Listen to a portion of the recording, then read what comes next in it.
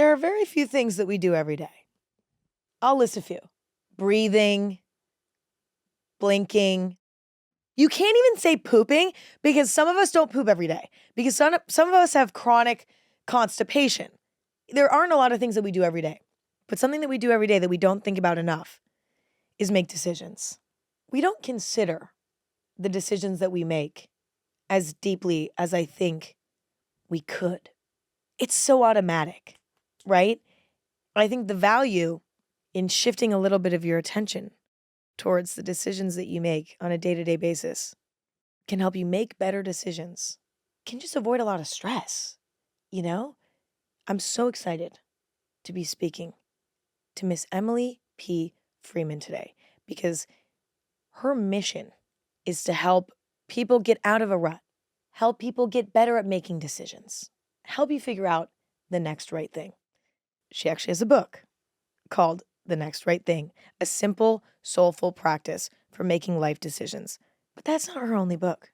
She has many books. Another honorable mention is How to Walk into a Room, The Art of Knowing When to Stay and When to Walk Away.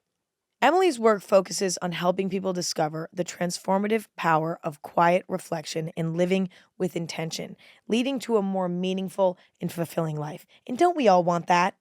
She also has a podcast called The Next Right Thing.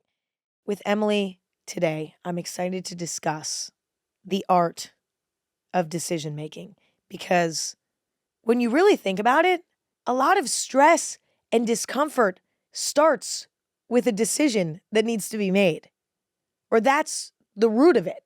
And so the better we are at making decisions, the more we can have fun. The more we can have fun. And I'm all about fun. So let's bring in Emily. I'm curious, obviously, like making a decision is important, right? Like that is important.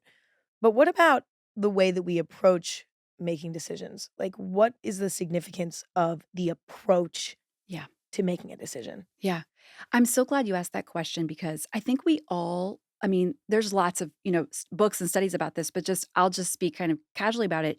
We all approach decisions in basically one of three ways. We either lead with our gut, we lead with our head, or we lead with our heart. Yeah. And I'm sort of a heart person, which can be great or terrible, depending on the day, depending on the decision. Yep. I think you're a gut person. Totally a gut what person. I would, from just listening to you and kind of learning from you. And I think the thing that you lead with, you often admire the one that other people have. You know what I mean? Of course. Oh, if only I was a gut person. Yes. You think like, the grass or is always whatever. greener. Always. Yep. But I think it's good for us to know it's not that you only make decisions on your gut, but it's that's what you lead with. And so when you recognize about yourself that you're someone who leads with your gut or your intuition, then it can be helpful to just pay attention to the cues the other centers give you. And that might take community. That might take other practices that you have to work harder at because the gut comes so naturally. And so you kind of have to test the gut sometimes, right? It's like I lead with my heart or I lead with my head. Head people are more like the pro-con listy maybe, or like they're kind of doing their research. Yep. Figuring it out. Yep. And you're kind of like, I just don't feel right about it. Yeah. We all kind of have totally. our thing. And so that's why we need each other. That's why it's so great that we're not having to do this thing alone. But I also think that, for me, and maybe some people can relate to this, there's a theologian and an Irish poet named Pádraig Ó Tuama, and he says, we might know more than we know we know. Yeah. And I think that that's something I am, even at, a grown human person, I'm still learning to like not outsource my confidence to someone else. Yes. And really trust what I know. Yes. But first I have to know what I know. How do you feel about seeking advice? Yeah. To help make a decision? Like, it's definitely good sometimes, but I've talked about this with my dad before. He's like, a lot of advice is just shit. Yeah. Like, He's not wrong. Most advice is bad. And maybe that's why making decisions is so complicated because there isn't a right way to do things. It's very individual. Right. But I guess my question is, how helpful is advice? Should we seek advice? When is it helpful? When is it harmful? It depends on who the advice is coming from. Right. I mean, your dad's not wrong. Yeah. There are two categories of people that I think about when it comes to seeking advice. One is the gurus, like the kind of Listen, I have been a guru collector in my life where it's like when I have a big decision to make, sometimes I want to avoid that one. And so I'll go and try to make decisions about like capsule wardrobe or, like what's the best body type for Oh my all that God, I type of love stuff. that shit. I do the same thing. And then you Yes. sign up for then I'm like, why does my inbox have so much junk in it? It's Yeah. because I've been collecting gurus. Yes. It's like a good tell for me. I mean, we all have our tells, but for me, that's a great tell of like, I'm avoiding something important. Yes. Because I've been guru collecting again. Yep. So that's not a great, I mean, there can be some gurus. I think we can pick I call it like picking your Oprahs. Pick your gurus wisely. Like Yes. the ones that you're like, no, I want to learn from this person. Yes. In this area. Yes. And we can have those, but they're probably not going to be the people that we can call up on the phone because they don't know that we exist. No, totally. Totally. So then there's this other group that I call co-listeners. And I mean, and those are the people who are more handpicked. These are the ones, it's like the small, I think Brene Brown talks about writing on, if you can write on one piece of paper that you can carry in your pocket, the people whose opinion you care what it is, like, and no bigger than that. If you're not on this paper, like, you don't get a say. I love that. It's I love so great. that. So I think that those co-listeners, people who, I mean, I feel like we have a lack of listening epidemic where a lot of us, we know how to talk, we know how to say words, but we don't always know how to listen and listen well and listen in a way that is not toxic. In other words, not trying to tell the person what we necessarily think they ought to do or what we would do, but really listen and pay attention to what makes them tick, what's important to them, what are their core values. And so that's something I look for people like that who are willing to listen and ask me not just the first question, but maybe the question beneath the question and the second question. And those are the types of people that I think are good to kind of seek advice from. What about like the headspace when it comes to making decisions? Like, as I mentioned, when it comes to taking advice, right? Like a lot of times when we're faced with a decision, particularly a big one, we get frazzled. You know what I mean? We get anxious. We start overthinking. Is it always best to be in a solid headspace to make a decision? Can we force that headspace? Like, what is the ideal state of mind for making a decision? And then on top of that, how do you get there if you're not there? Yeah. I guess. It's a great question. Yeah. And I would say, probably we would all say that we want to be in our tippy-toppiest shape. Yes. Every time. Yes. But we know that's not always possible. There are lots of different types of decisions. If you think about, there are ones that we have to make on the spot. There are ones that we have a deadline for and we've got some time to prepare. And so we've got time for that anxiety, that initial anxiety to wear down. We've got time to test the decision, to live with. One trick you can do is make a decision for 24 hours and live with it and see how your body responds. And then the next day do the opposite. Like if you're going to decide, yes, okay, I'm going to do this thing, but I'm not going to tell anyone. I'm just going to live with it in my body for 24 hours, see how it goes, flip it the next night, see how that goes, if you have the time. But I think the question beneath your question could be, what if we don't have the time? What do we do when we have to make a decision kind of on the spot? And part of that, I think, is, the secret that nobody really talks about when it comes to decision making is, in some ways, the decision is rarely the point.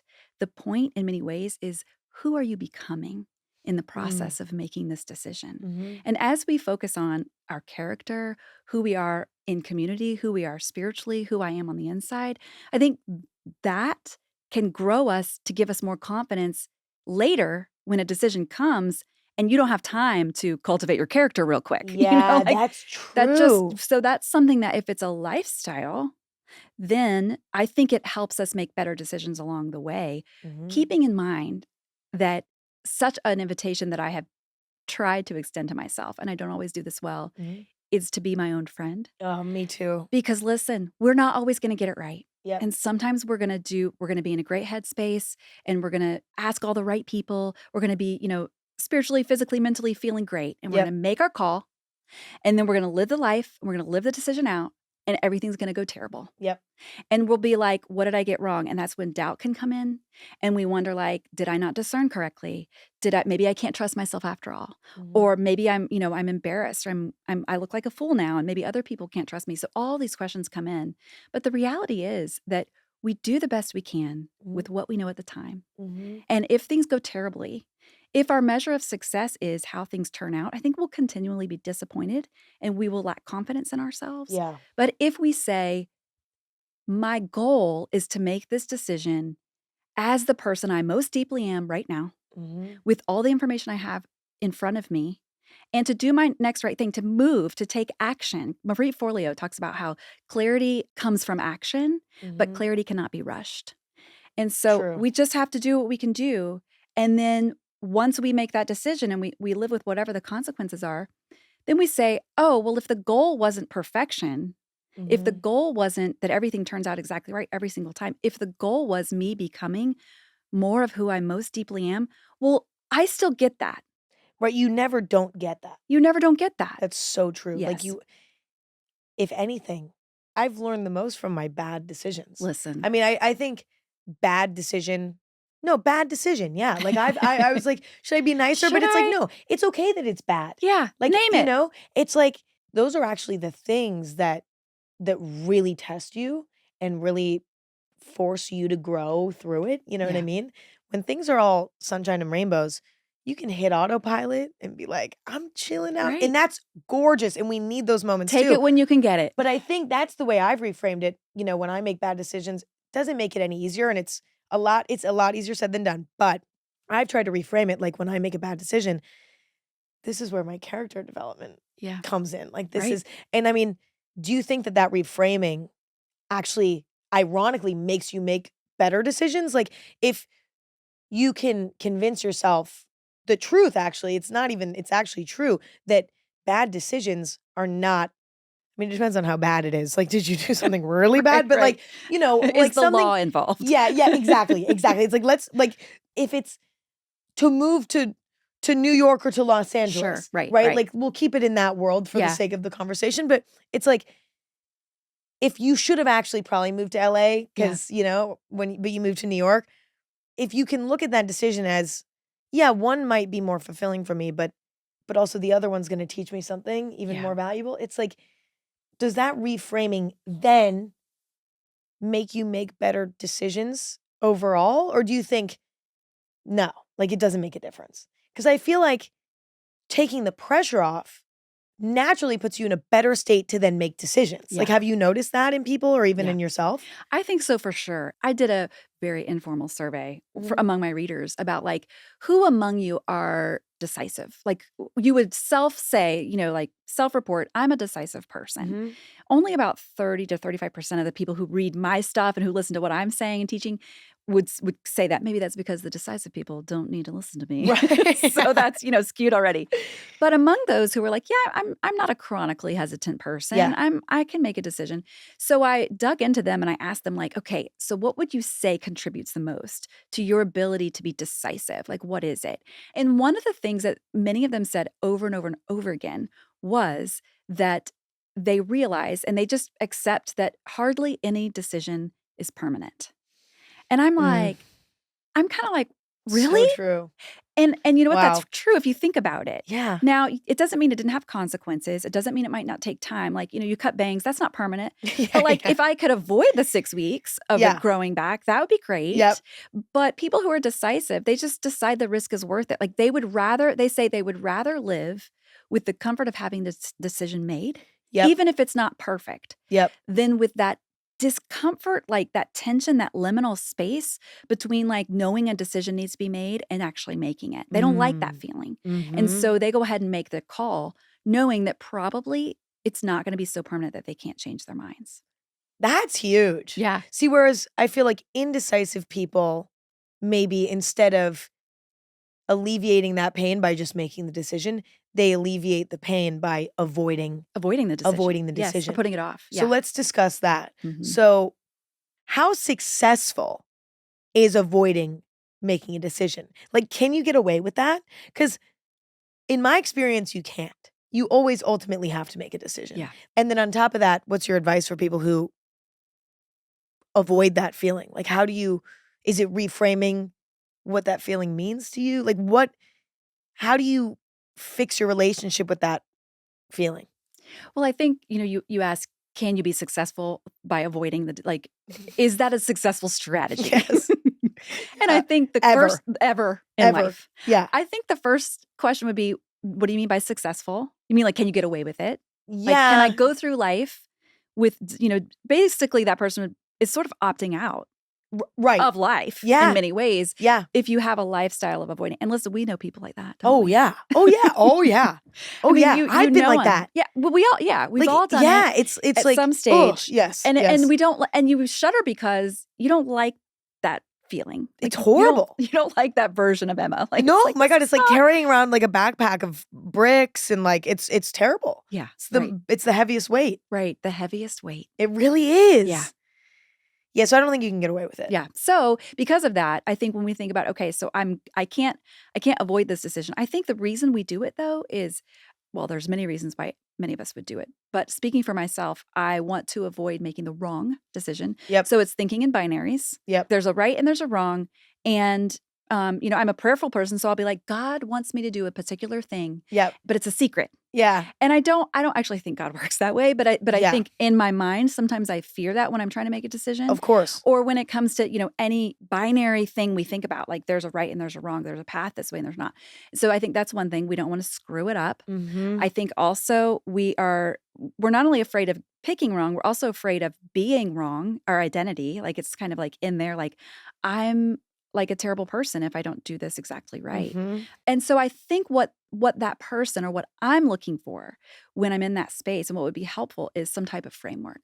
Like I just need like some steps to follow because the steps are not going to fall from the sky of like, here's what you ought to do. Oh, yeah. And that's like what we want. Oh, my God. Right? Yeah. Right. Yes. Yeah. So I'll give like the simple framework and then I'll give like the little bit 4-steppy framework that could be helpful maybe for anyone who might be like, I'm actually holding a decision right now. Yep. And I was supposed to decide last Tuesday. Yeah. And I haven't done it yet. Yep. The 4 part that's helpful for me is it starts with a practice called pointing and calling, which comes from the Japanese railway system actually. And they have this system called pointing and calling where it's very simple. All of the railway workers, they like have a job and their job is to point at like what's happening and to call it out loud. And it's so simple. It's like the train is going this speed and they point it with their body and they say it with their voice. Yep. And it has reduced workplace errors by 85%. Wow. So, which is wild, right? Yep. And I think we can do the same thing for decisions.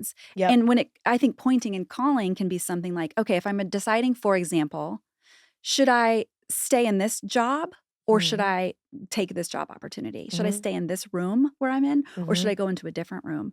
Pointing and calling like, well, what's true in this room? What do you know? You don't know about the other one yet, but what do you know here? What's true about this space? Is this a space where I can be myself? Is this a space I chose or did it choose me? Is this a space where I'm avoiding some corners because there's some red or yellow flags over there and I don't want to look at them? Yep. Why not? How often is that happening? So pointing and calling when it comes to decision making is just a great first step. Like what's going on here? Yeah. And just name it out loud. The thing that I think prevents me, and I mean, I think a lot of people from sort of making a move is figuring out intuition versus anxiety. What a nightmare. Like this is my, like it is so, it's so bad because I am a very intuitive person. I tend to trust my gut, right? Yeah. But I'm also such an anxious person. Like, I mean, I am an anxious girl. It runs in the family. Me and my parents, we love it. We love it. Actually, we hate it, but here we are. But I am deeply intuitive. What have you noticed about intuition? Like, when is it good to trust it? When is it just anxiety? I read something once about how your intuition won't scare you. Like it will feel smooth. Like you'll just glide into that decision when it's your intuition. Whereas when you're anxious, that's not intuition. Like don't get those confused because it'll be so obvious when it's your intuition but I don't know if that's true though. Because I've had an intuition about something and still struggled to make the decision. So what are your thoughts on intuition versus anxiety? How do we decipher which is which? And also, how can we better tap into our intuition for making decisions? It's such a great question. And I think it's something that, especially people who have a strong intuition, it's a great question to ask yourself. Yeah. Because a lot of times for many of us, fear and like the knowledge of knowing that I need to do the deeply right thing feel very similar at first. And I think upon reflection, and that's speaking of kind of step 2 of this framework is looking back, is remembering your path, which is what you're doing now. You're thinking like, okay, well, when I've made this decision before, when I have had a really strong sense of intuition, but then I confused it like, is this intuition or is this fear? That there is a difference between the peace that comes from doing the deeply right thing and the peace that comes from avoiding something uncomfortable. And so at first, they present themselves very similarly, that they both look like, I feel strongly, you have a strong sense of it, right? But I was talking with Dr. Hilary McBride. She wrote a book called The Wisdom of the Body. And she talked about, like if you have social anxiety, like you're somebody who like, you go into a gathering, a party full of people, and like you feel a sense of anxiety in that room. And so you leave the room because you're afraid and it's uncomfortable. You leave the room. And when you leave the room, you leave the party, your body feels better. Like it really does feel better. Yeah. You feel a sense of relief. But she described that as that you weren't actually ever in danger. It was just a sense that your body gave you that like, I need to get out of here. And so what happens is the next time you're presented with a party or a gathering, your sense of fear might even be higher. And then your compulsion to leave is even stronger because you like, I know how to feel better here. Is I'm going to avoid being uncomfortable. The problem with that is that everything that's good and right is not always comfortable. And so we have to do our work of self-awareness, of reflection, of work talking to our people, of all those practices in the regular Tuesdays of life so that when the Saturday night decision comes, let's just say, we have some muscle memory. We have some like memory of what it feels like, the difference between the discomfort that comes from being truly unsafe, and this is not a great decision, or just this is right for me, but I'm going to have a really difficult conversation I don't want to have. Or I'm going to have to be alone, or I'm going to move to a new place and it's going to be hard. I could see why you might want to avoid that. But I would say that when you get really quiet and you get alone and you kind of are able to focus on how your body's feeling in a moment, I think we all know what it feels like when we're moving from a deep place of our inner knowing versus when we're moving from a frenetic place of our fear. But it takes practice. It so does. It so does. And it's also like touching the stove a few times and seeing that it's hot. Being like, is it still hot? Like, there's so much of that because there are going to be times when you make decisions based on anxiety that prevent you from, that actually make you feel worse long term. Like, for example, if you're socially anxious, it might feel good in the moment, instant gratification to leave, but you'll find delayed gratification if you push through it and learn to be able to go and enjoy the party. You know what I mean? And like feel comfortable and safe in the party. Do you think that intuition is a reliable source? How reliable is intuition? Like in my experience, I mean, I don't know, because it's like when you tell someone to trust their gut, it's like, is that even good advice? Like it could be your genuine, truest intuition.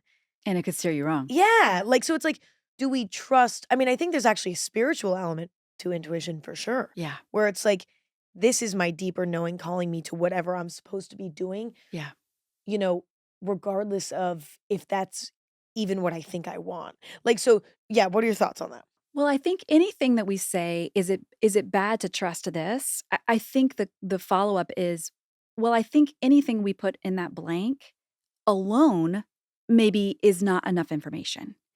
And so I would say that I do think there can be a spiritual element to it where it's like, it's not just me alone, that there is spirit, that there is, I use God language, that there is, God, divine love with me. And that therefore it's not all up to me to figure out my life because that's a lot of pressure.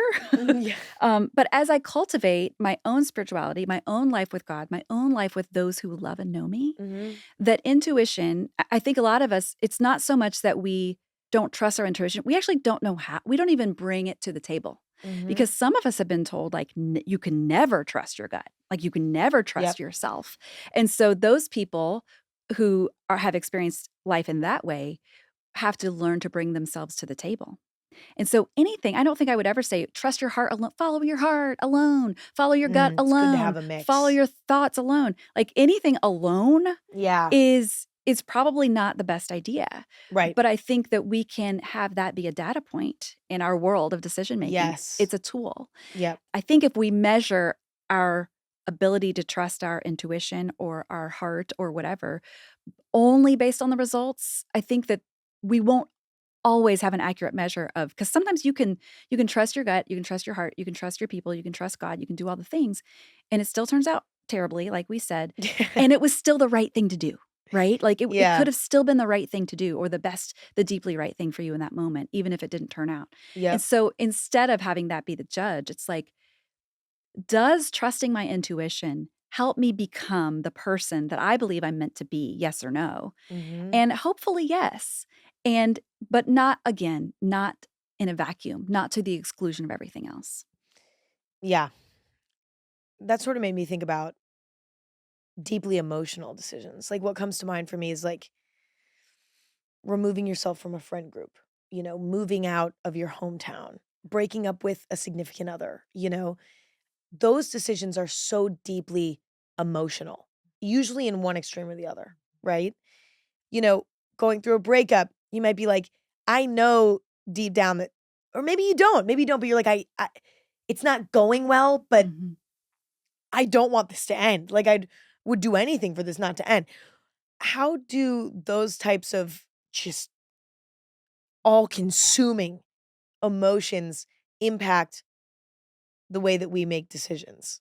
When it's like one of those unavoidable, full body, like consuming decisions. I've found when I am deeply emotionally invested in a space, a person, a thing, I do think it's harder to make a clear decision in the midst of that emotionality.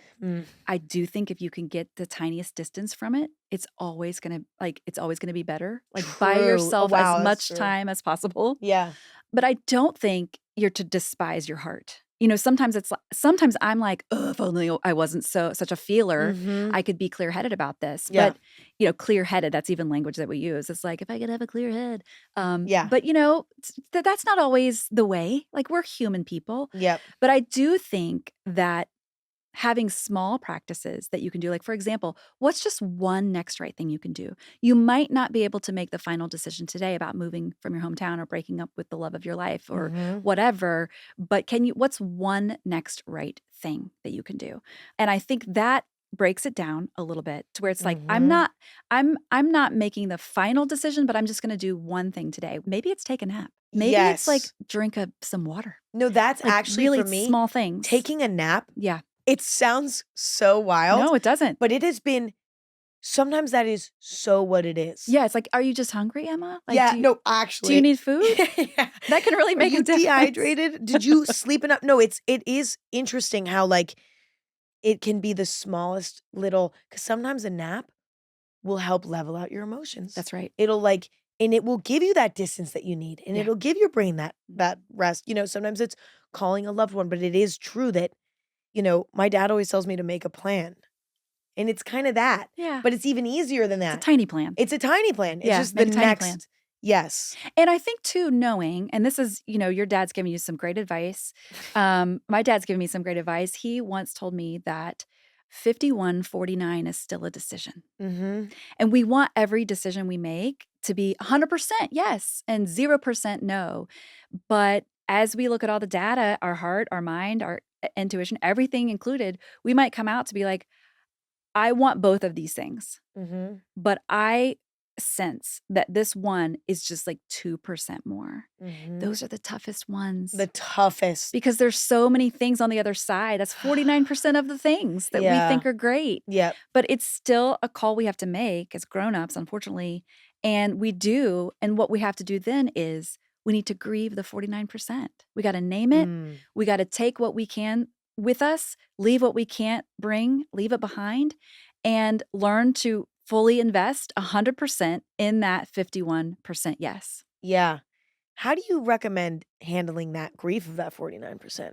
You know, let's say you go with the 51%, and let's say actually that is the better The decision thing, for you, yeah. right? Even if it is the right decision, I think when it is a close call like that, the experience of grieving the 49% can then make you resent, you know, Sure. the 51% choice. And I think that is something that, you know, is hard to manage. Is it sort of going into every decision knowing that you're going to lose something and accepting that as a part of it? Like, how does one manage that grief so that it doesn't make them resent their choice? This question is so important. I wrote a whole book about it. It's called How to Walk into a Room. Yep. And the subtitle is The Art of Knowing When to Stay and When to Walk Away. Mhm. And the whole thing of it is there are those decisions that are, I mean, when I talk to people across the board, the decisions that are the hardest are deciding to go or stay, to leave this thing behind or to Oh walk god, away, yes. or to stay in this room and make a difference, right? Mhm. Like, what's it going to take for me to stay here? What if I leave and everything falls apart? What if I stay and nothing changes? And so, what you're talking about is when you walk into that next room, the one that might truly be meant for you, how do I let go of the last one? Like, how do Yes. I leave that behind? Yes. And it's an excellent question. It's such a formative question because the way we walk into a room is almost entirely dependent on how we left the last one. Yeah. And, you know, we bring that stuff with us, and nobody walks into a room like as a blank slate. Like, we No. bring our stories with us, we bring our narratives with us.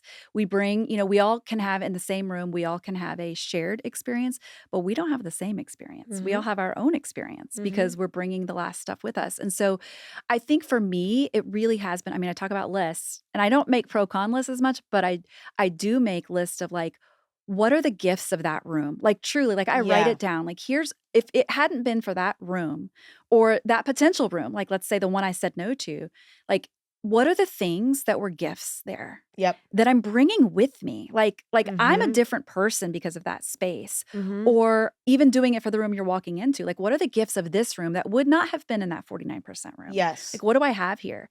And then also naming, like, what am I leaving? Like, what are the things that I'm like real glad to be done with? Like, That's because so those helpful. things are good to remember. Because Yes. you know how it is, like when you make a call, like, you know, you look around a space, you're like, oh, there's things here I don't like. There's red flags. I'm gonna get out of here. Mhm. And then as soon as you make that call, you're like, oh, but it had this and that, and oh, it was so Always. great. And you Always. remember all that stuff. So Yes. don't deny it. Like, I think we have this tendency of when we make a decision, especially if it was tough, we want to paint that last space or that decision that the call we didn't make in Mhm. like all villainous colors. Like, Mhm. well, it was going to be terrible and it was Mhm. awful and those people were the worst and I'm so Mhm. glad to be done with them. Mhm. But in reality, that's just not true. Nobody Mhm. is just one thing. No room is just one thing. Totally. So just being honest about your experience, So about what it crucial. was, about what you are, who you are now.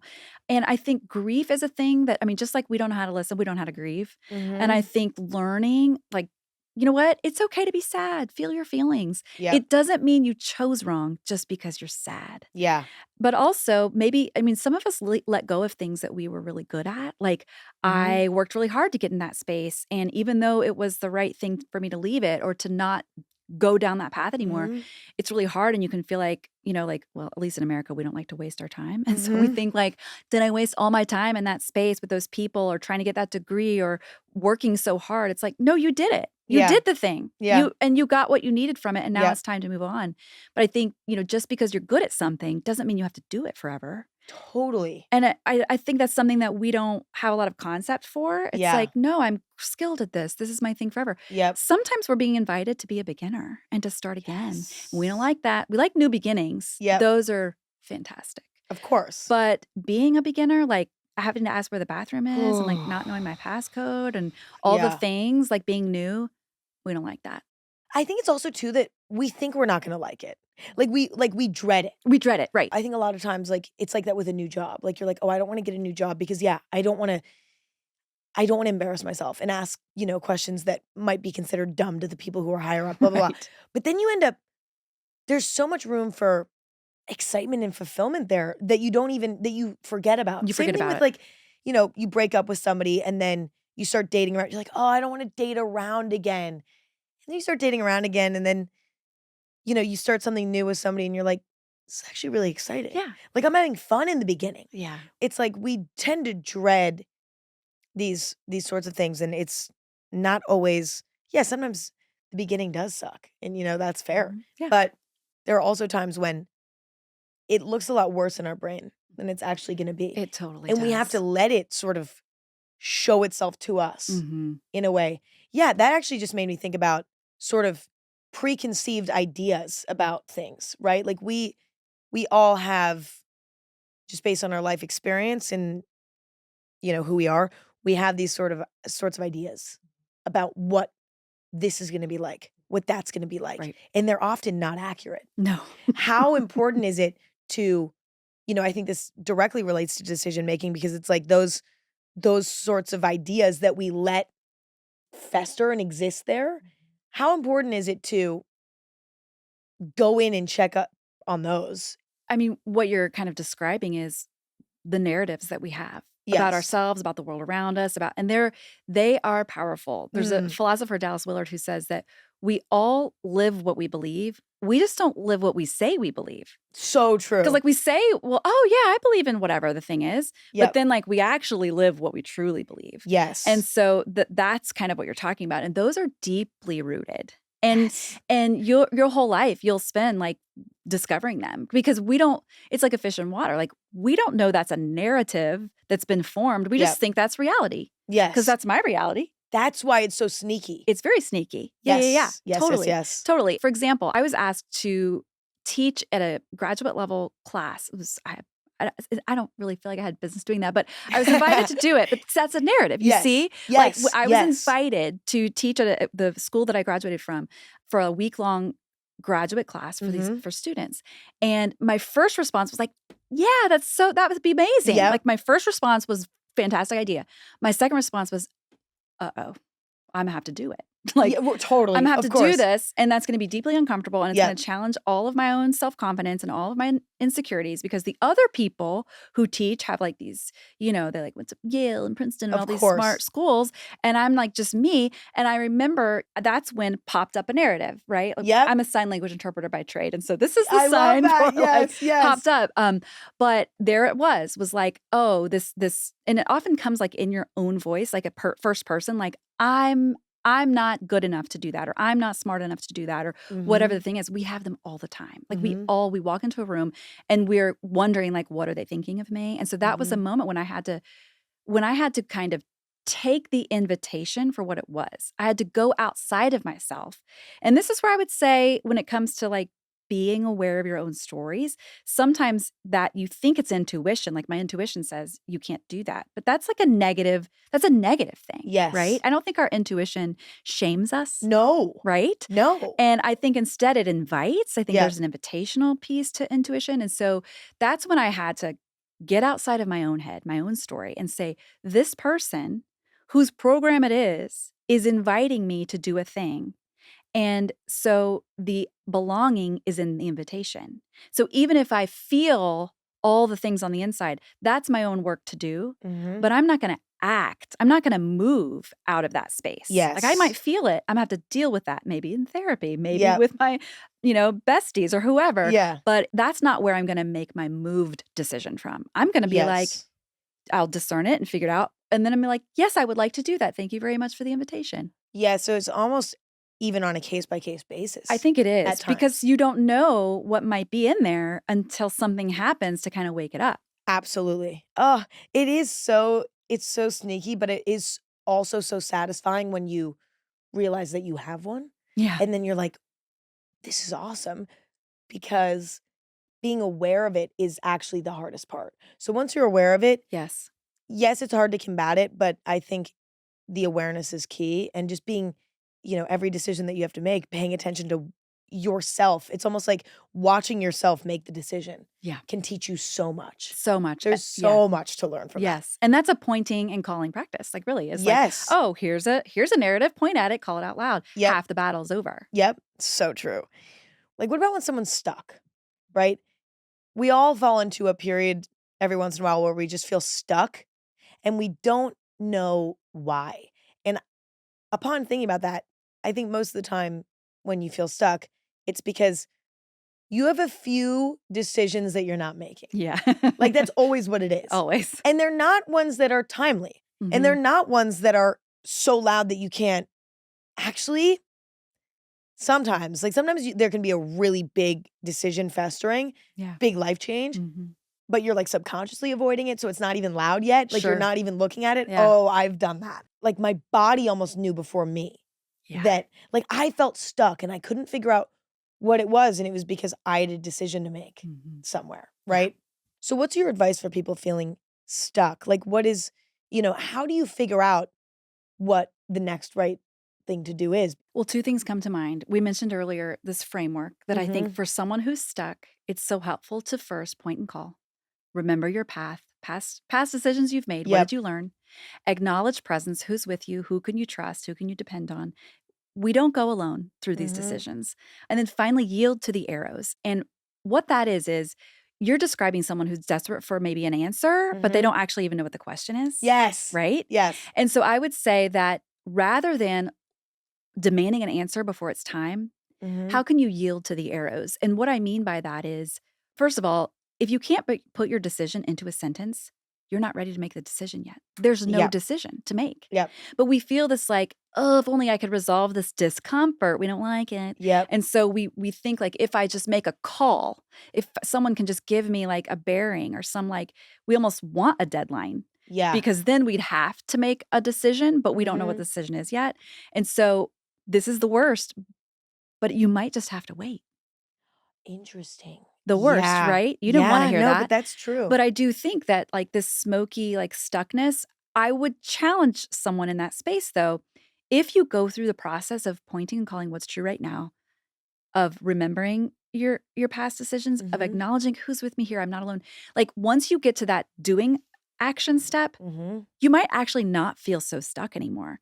Now, you might not know the final decision, Yep. but you might know one next right thing. Yep. And so there's not, and I think we can often get stuck with that phrase, like do the next right thing. It's like we get stuck on the word right. We're like, but what is right? Yeah. And I would just encourage you to think instead of the word next. Like just what's the next thing? Yeah. Just the next thing today. And again, it could be a phone call.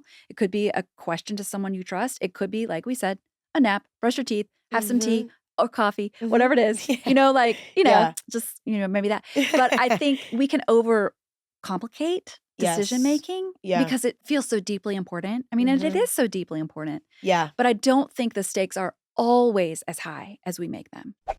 So sort of pivoting to soul minimalism. Ooh, Tell me about what a soul minimalist is and how in the world do you become one? Well, we all know the word minimalism. This is like, we're trying to get rid of the things that don't matter and elevating the things that do. I think a lot of us maybe imagine if you're a minimalist, you own 7 things and you live in an empty, cold house. Guru vibes. So I'm going back to the gurus. Right. Yes. Right. And so we have that idea. But then this idea of your soul, like your inner life, what's happening beneath the surface, what's happening on the inside. When you think about like the way we accumulate stuff in our physical spaces, we're always having input, like holidays, we have a birthday, we get gifts, we go shopping, we travel, we do things. There's always input. And then when we like drive ourselves nuts because our closets are full, we're like, we have a spring cleaning day, we take everything to donations, like we do all, like, I got to get this output, right? It's like we know the input, we know the output in our physical spaces. When it comes to soul minimalism, the question is, we are always receiving input on the inside, on the level of our soul. A conversation you had this morning, an appointment you just got back from, something that bothered you that you didn't have the time to name because you were in a hurry, but it's like there on the inside and it impacts the conversations you have later in the day. By the time you lay your head down on the pillow at night, you have been accumulating reactions, responses, information, invitations, junk, advertisements all day long. Yeah. And the question is, where's the output? Yeah.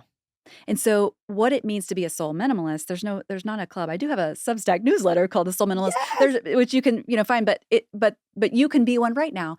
And all it is how can I begin to develop some practices of a regular practice of output on the inside? Yes. Because this is stuff we're carrying around with us all the time. And if we don't have a way to release some of it, we're just going to be we're going to be a ball of nerves everywhere we go. Yeah. And the thing is everything we're carrying impacts the decisions that we make. Yep. It impacts the interactions that we have. And so what might it look like to release some of that? And a couple things that come to mind for me are Yeah. silence and stillness and Yes. solitude are to the soul as decluttering is to the home. Totally. Yes. And it can be an uncomfortable practice because you're like, so I just sit in silence for 5 minutes? Yeah. And I would say, yes, Yeah. you do. You try it. You can do see it what comfortably. happens. That's what Yeah, I do. Right. Yes. I've been craving that. Like when you said that, I was like, oh, like sitting alone, quiet. I think you get to a point where you crave it. Yeah. I feel like I might be a soul. Like I crave that output. Yeah. And I don't know how I came to that conclusion. I think that there's so much value though to like understanding what you're doing. Sure. Because I've never understood like what I was doing Yeah. or why I needed it. Uh-huh. Like I literally texted someone today and I said, I need to stare at the wall You do. all day tomorrow. Yep. It's interesting how your brain just starts sorting. Right. And as you sort things out, your body can send them out. That's right. You know what I mean? Yes. It's a practice of release. I'm curious, how do you, in your own life, how do you recognize that you need some wall staring time? Like, what are your tells? Yeah. Really bad anxiety because my brain is cluttered. Yeah. Right? So I'm on edge because I don't feel like I have my finger on the pulse of everything I need to have my finger on the pulse of. Right? Yeah. There are things piling up in the peripheral. I don't love having too much in the peripheral. Yeah. So, and when I see that cluttering up on the sides, I'm like, and I feel that, and I know not everything's getting attended to, that creates anxiety for me. So when the anxiety starts to go up, I know. And I know, when it starts to go up, it is no mystery to me. Also, irritability even, I can be irritable. I can like snap at my parents or maybe not enjoying social things. Like I don't want to go out with friends. I want everyone to leave me alone. And sometimes it's like, oh, well, we don't always have time to go stare at the wall. Like sometimes it's I especially think of new parents. Like I have a lot of people in my life where, they just had kids, right? And I see them and it's like, they wake up, kids, go to work, kids, head hits the pillow, up, kids. Constant they have input. Not a minute. Yeah. It's so important to find the time though for that output. And I think we all can, but it's so easy to be like, but I need to go on my Instagram Explore page because there's so much fun stuff. But that is a form of input, right? It is a form of input. That's a horrible form of input. Yeah. Like when you do it too much, it's so bad. How do you know when you need to, are you the same? Like I think what you described is very similar. So I had twins. I had two babies at one time, Emma. Yes. I brought them with me. Maybe you can meet them. They're fantastic. But let me just tell you that when I had two human people who I was in charge of, talk about input. Oh my God. Like I hardly remember their whole first year of life. I don't blame you. Because it was just constant. Like as soon as you like feel like you've got one person's needs met, you're like, oh, the other one needs something. And it was wonderful and a gift and all the things. And also there's like 2 years of a blur. And so I say that to say a couple things to, especially if like there's a new parent listening, that there's so much grace for that season of life. I think there's so much more grace than you can't plan for it and you can't get it a minute sooner. Yep. You can't store it up either. It comes when you need it. Yep. I would also say that when it comes to being a soul minimalist, it actually might take less time than you think. That we think like if I could get a week away, then I could recharge and show up for my life again. And that's very rare that we get a week away. But I would say a lot can happen in 5 minutes. And I literally set my timer for 5 minutes. Like on my phone, I will grab my phone. I will set my timer for 5 minutes and I will set it down and I will say, you don't have to do anything in this 5 minutes. Like you don't have to do anything. Yeah. But you can't do anything else. Yep. Right? So it's like there's no assignment during this time. The assignment is to be. Yep. You just be a person. And you get those 5 minutes because probably even the busiest, working full time, new parent, all the responsibilities can probably find 5 minutes in a day. Oh, yeah. And of that 5 minutes, that's not scrolling, that's not doing a thing to be productive. We have such like this idea that I have to be productive at all times. And if I have 5 minutes, I should be doing something. Yeah.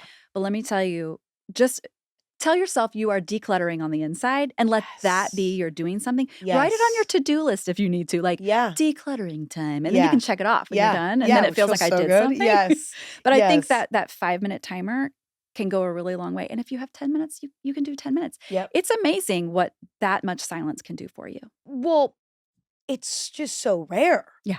And there's also other times too that you can even find it. Like I know when I'm in the car, if I'm not, I love being in the car driving and I'm on, I'm calling someone or I'm like, listening to a podcast or I'm listening to music and people think this is very bizarre of me, but I will sometimes turn everything off. Yeah. No noise. Obviously I'm driving, so I'm focused on the driving. It's not like I'm doing nothing, but in Los Angeles, we have traffic. I'm sitting in traffic. Yeah. And I'll easily get 5 minutes of no movement. No, so it's like you can get creative even with where can. you find that time. Do you think the brain during these moments of like 5 minutes of silence, stillness, solitude, do you think the brain just sort of does what it needs to do? Have you noticed that? Or do you think that there is a need to sort of figure out what you're going to do with that time? Or is that in itself ruining the practice? I think it can.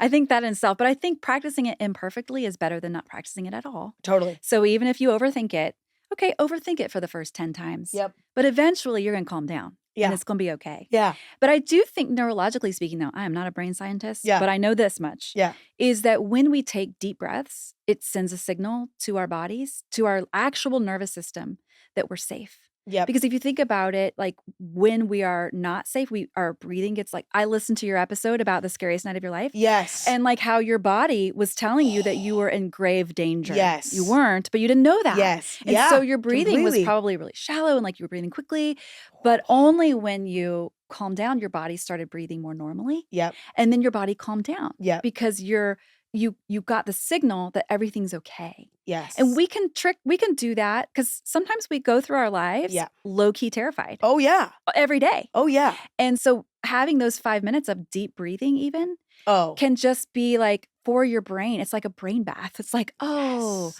okay, I'm going to be okay. Especially when you're anxious. Especially when it's like the only solution when you're anxious is just breathe.